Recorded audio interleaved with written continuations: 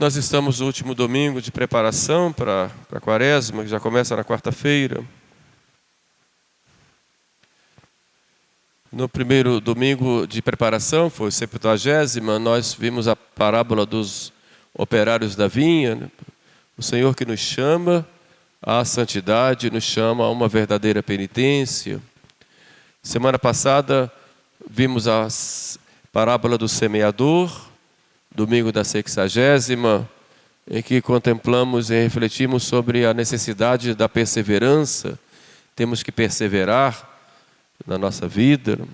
Só damos frutos se nós perseverarmos. E hoje, último domingo, já quarta-feira começa a Quaresma, a igreja faz uma liturgia voltada para o amor. O amor de Deus que manda o seu Filho e que se entrega ao sofrimento e à morte pela salvação do gênero humano. E o amor que, na verdade, é o próprio Deus. A paixão de Cristo é a grande prova desse amor. São Paulo falava disso chorando, dizendo: Ele me amou e se entregou por mim. Por isso São Paulo falava da necessidade da caridade. Santo Agostinho diz: Deus, dois amores fizeram duas cidades. O amor de Deus até o abandono de si mesmo construiu a cidade de Deus, ou a cidade celeste. E o amor de si mesmo até o abandono de Deus construiu a cidade do demônio, que também se chama cidade terrestre, pois ele é o príncipe deste mundo. Quando nós falamos de santidade, e a santidade é a vocação de todo cristão, poderíamos imaginar a santidade como fazermos coisas extraordinárias, grandes milagres. Tivemos tantos santos, fizeram coisas extraordinárias. Alguns andaram sobre as águas, outros levitavam, outros faziam grandes milagres e outros grandes penitências.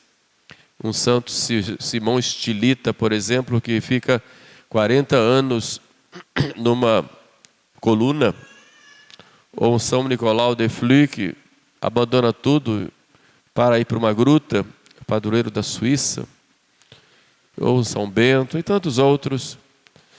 A igreja está cheia de exemplos de grandes santos. Nós imaginamos a santidade como uma coisa inatingível. E muitos dizem: eu não sou santo, não vou ser santo. Santo está no céu, alguns ainda falam isso. Mas a verdade, a santidade é para todos nós. Mas em que consiste a santidade? A santidade consiste na caridade. O segredo para a santidade é o amor. Santa Teresa de Teresinha, que é conhecida como a Santa do Amor, ela diz isso: o segredo é o amor. E se não amar, peça perdão. O que é o pecado? O pecado é um desamor, que é o contrário do amor, é o egoísmo. Nós pecamos porque somos egoístas e só pensamos em nós mesmos. Por isso, se queremos realmente seguir a nosso Senhor, temos que amar. Temos que amar. Essa é a nossa identidade de cristãos. Jesus fala: nisto conhecerão que sois meus discípulos, se amardes. E coloca mais: se amardes uns aos outros, como eu vos amei. Qual é a medida do nosso amor ao próximo? É a medida de nosso Senhor Jesus Cristo. Se eu amo como nosso Senhor ama, aí eu amo. Mas se eu amo do meu jeito, colocando restrições, eu não amo ainda verdadeiramente.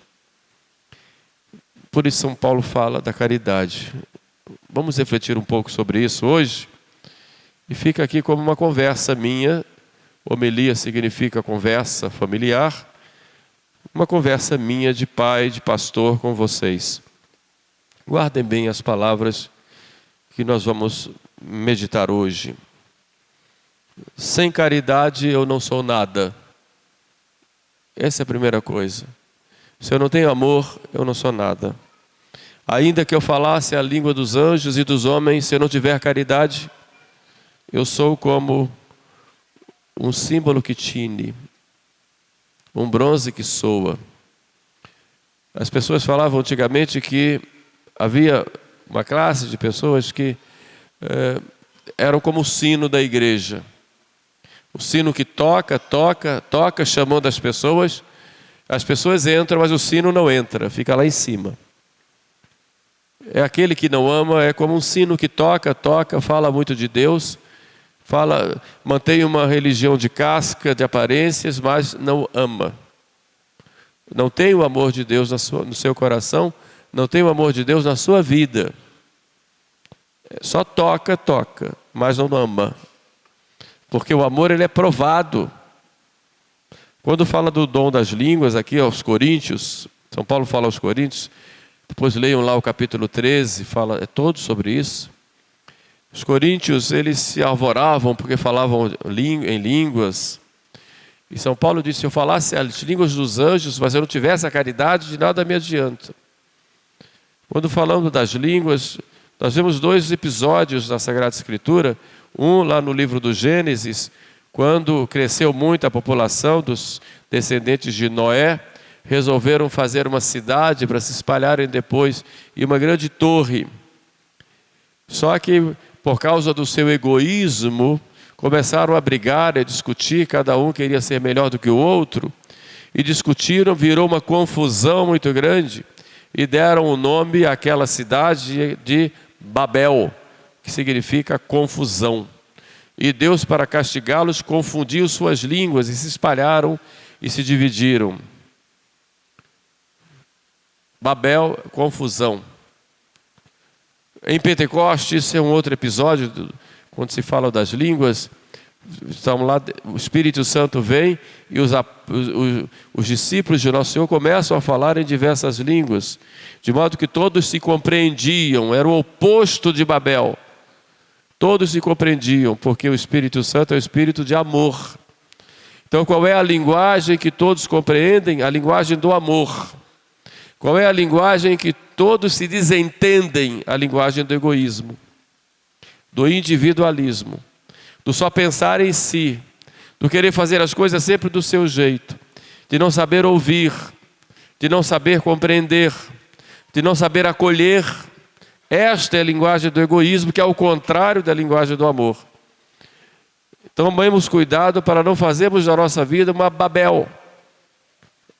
Nós temos que fazer da nossa vida um cenáculo, onde o Espírito Santo impera com a linguagem do amor, da caridade, e não da Babel. São Paulo continua: ainda que eu tivesse todo o conhecimento, ou desse todos os meus bens aos pobres, se eu não tivesse a caridade, isso de nada me adiantaria. Aqui ele chama a atenção daquelas pessoas que acham que ser cristão é ser um intelectual, chamado intelectualismo, que os gregos tinham isso, os judeus também, porque achavam que conheciam a lei, mas hoje nós vemos muito disso. As pessoas acham que existe católico de primeira categoria, de segunda categoria, de terceira categoria. Então, porque eu conheço mais, eu tenho mais acesso, eu sou de primeira categoria. E os outros eu olho lá embaixo. Tem muito disso nos meios tradicionais. Eu sou intelectual católico. O povão não sabe dos problemas, eu sei. Como se você fosse um gnóstico iniciado em alguma coisa. Ainda que eu tivesse toda a ciência, se não tiver caridade, de nada me adianta. É claro que eu tenho que procurar conhecer, estudar o catecismo, conhecer teologia, filosofia, ótimo. Quanto mais melhor. Precisamos de pessoas assim que ajudem umas às outras no conhecimento e se aprofundem, mas o conhecimento é para amar e não para se tornar mais arrogante. Não para se exaltar. O conhecimento é para amar. Quanto mais eu conheço, mais eu amo. São Pio X tinha uma frase lapidar, extraordinária, meus irmãos, que dizia: a ciência sem piedade cria orgulhosos, E a piedade sem ciência cria estéreis. Então temos que juntar as duas coisas. E parafraseando, diríamos a mesma coisa, com outras palavras: o intelectualismo sem caridade cria orgulhosos. A caridade sem o intelectualismo pode levar à esterilidade, no sentido de que não sabe a razão de fazer as coisas. Então, é preciso tomar esse conhecimento, esse cuidado, de não achar porque eu conheço mais, sou melhor que os outros.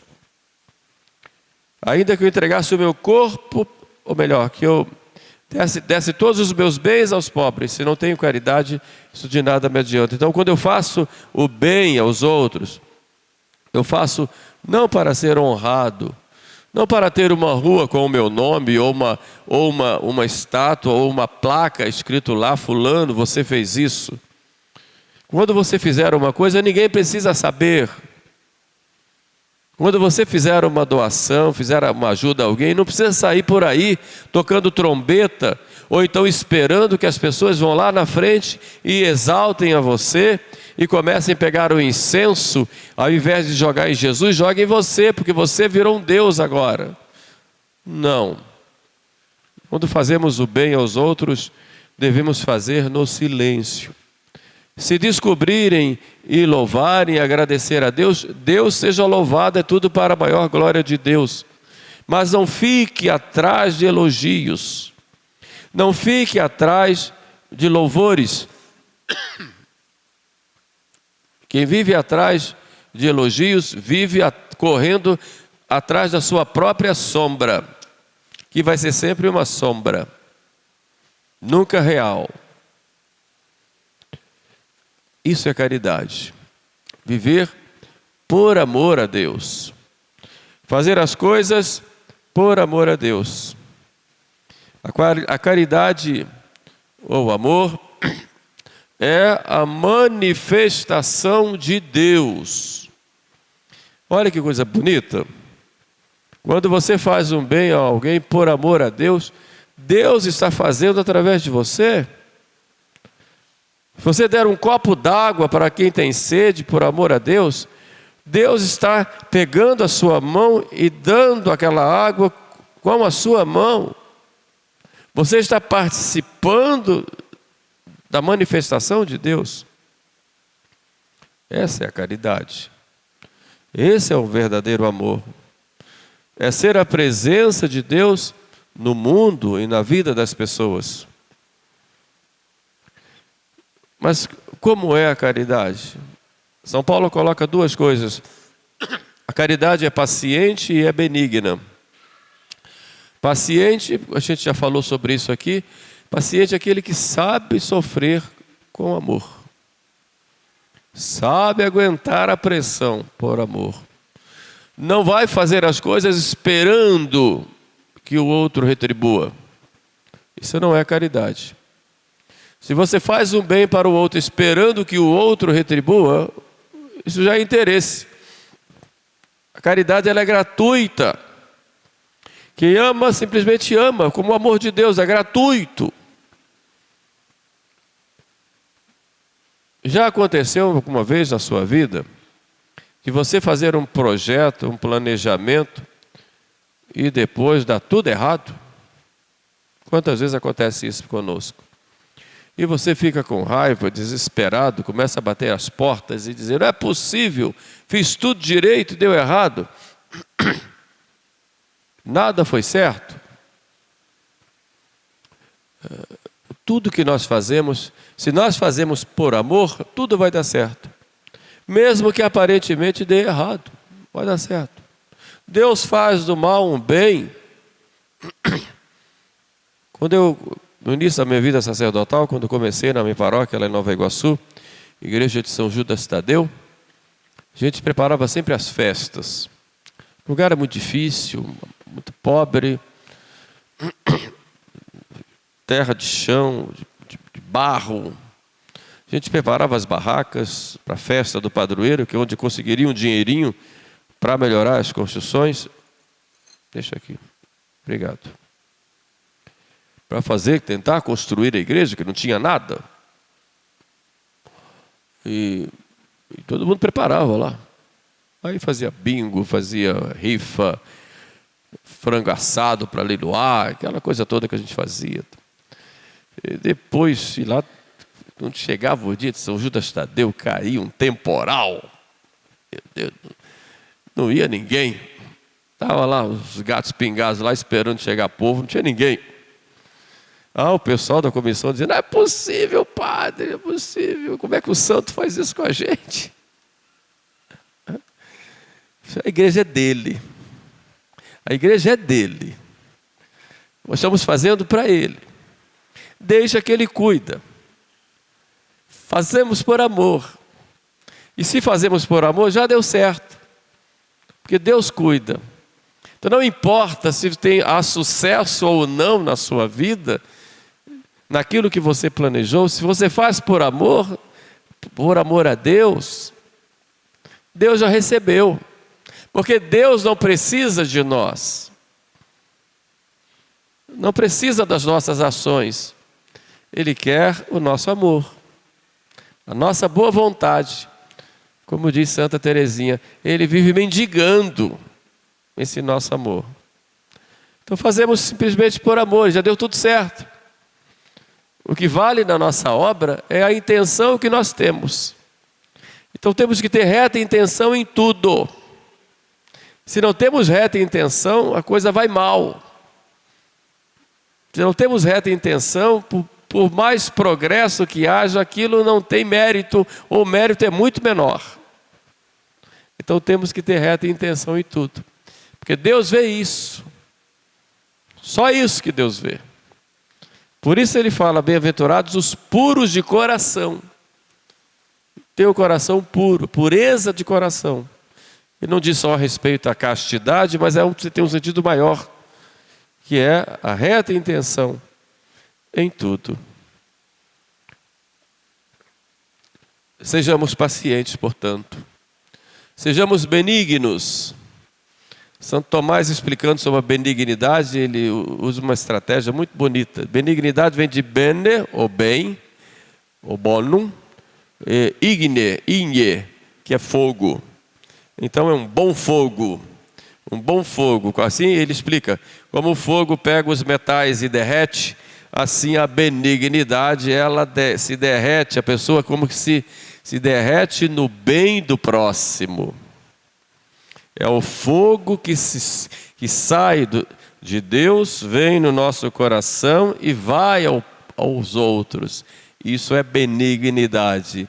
É o bem que se incendeia, o bem que se espalha, como que derretido de amor e se espalha.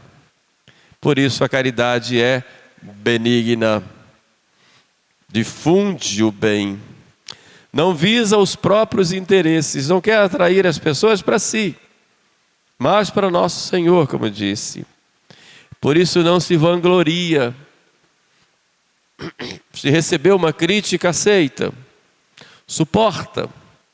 A caridade não se alegra com a injustiça. A caridade perdoa, sofre e espera. É essa presença de nosso Senhor que perdoa, e que sofre, e que espera. Poderíamos chamar isso, num termo grego, diaconia, ou seja, serviço. Aquele que serve como Jesus. E a maior manifestação do amor está no servir. Só o amor permanece. Conclui São Paulo. Só o amor permanece. E o amor, e aqui eu estou fazendo como sinônimo, embora haja diferenças, mas não é o caso aqui explicar. O amor, ele é a grande motivação e a razão para agir. Por causa do amor eu tenho misericórdia. Por causa do amor eu tenho coragem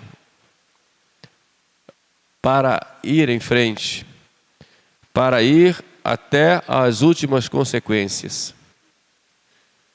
É conhecida a história de São Maximiliano Kolbe, aquele padre polonês que estava no campo de concentração nazista e resolveram matar uma pessoa lá como punição. Sortearam e caiu num senhor que começou a chorar. Eu tenho família, não me matem, eu tenho família. Então o padre, que já tinha feito grande bem na cadeia, ele se apresenta e diz: eu vou no lugar dele. E assim aceitaram, e ele morreu na prisão no lugar daquele senhor. A caridade é isso, vai às últimas consequências, vai ao fogo se for preciso, para salvar alguém, mesmo que morra. A caridade vai às últimas consequências. Essa coragem, só Deus pode dar. Só Deus pode dar. Santa Teresinha diz que é o único caminho para a santidade. E o único caminho para chegar ao céu é o caminho do amor. Mas como adquirir esse amor? Eu concluo com Santa Teresinha também. Para adquirir esse amor, primeiro eu tenho que pedir. Pedir o amor, porque Deus é amor. Mas pedindo, eu tenho que confiar. E tenho que me abandonar nos braços de nosso Senhor. Quando eu confio e quando eu me abandono, nosso Senhor me leva a este verdadeiro amor. Amor é compromisso. Compromisso. É tão ruim quando as pessoas tratam uma coisa e não cumprem. E muitas vezes deixam tantas pessoas prejudicadas porque não cumpriu um compromisso. Onde está o amor? Preciso crescer mais nesse amor. É compromisso que nos leva às últimas consequências. Mas nós só vamos viver esse compromisso se nós nos abandonarmos nas mãos de Deus, para que Deus nos conduza, nos leve com confiança. Não desanimemos. Somos frágeis. O pecado nos coloca muitas vezes no fundo do poço.